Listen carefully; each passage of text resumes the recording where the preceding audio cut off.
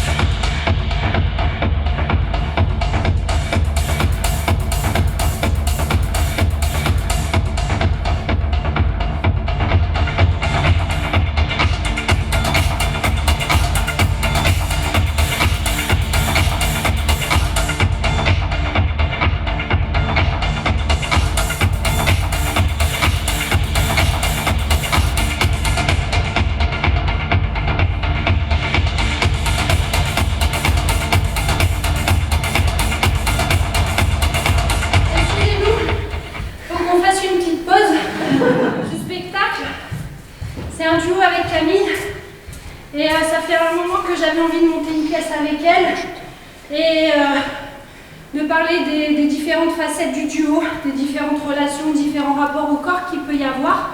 Plus je réfléchissais à cette pièce et plus je me disais que en fait, le duo c'était un prétexte et que ce dont j'avais vraiment envie, c'était de partager avec vous à l'intérieur d'un spectacle un processus de création.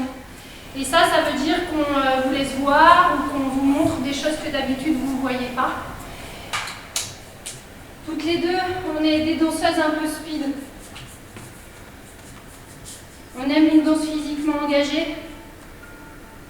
Pour casser les habitudes, on s'est fixé des petits défis, et notamment celui d'aller explorer la lenteur.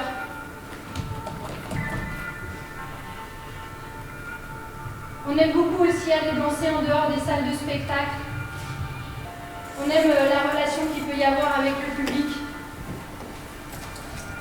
Et même quand on retourne danser sur des plateaux, on essaie de retrouver cette proximité.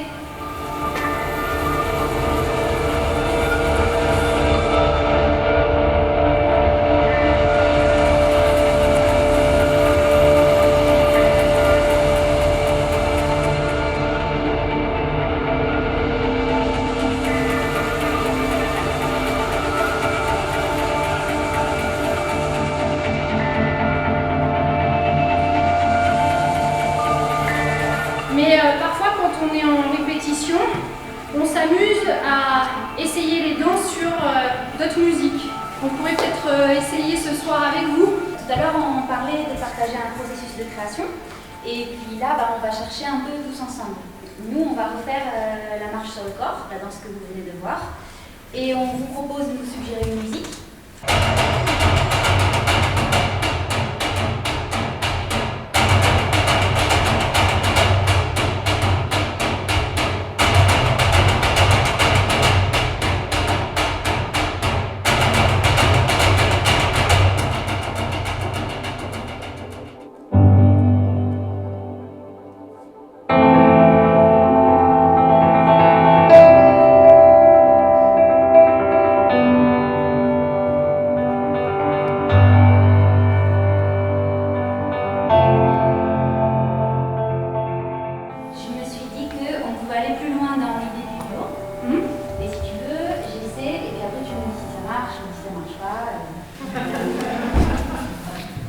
Est-ce qu'on peut faire un duo avec 53 personnes?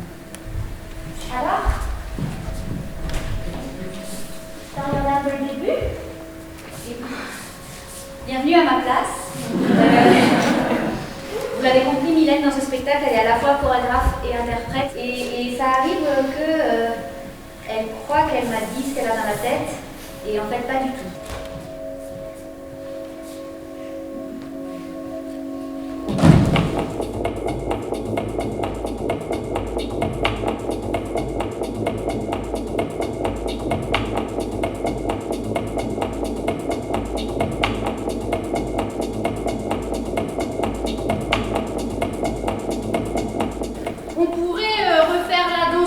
voire du combat, avec un costume que vous choisiriez. Comme ça, on fait une deuxième expérience.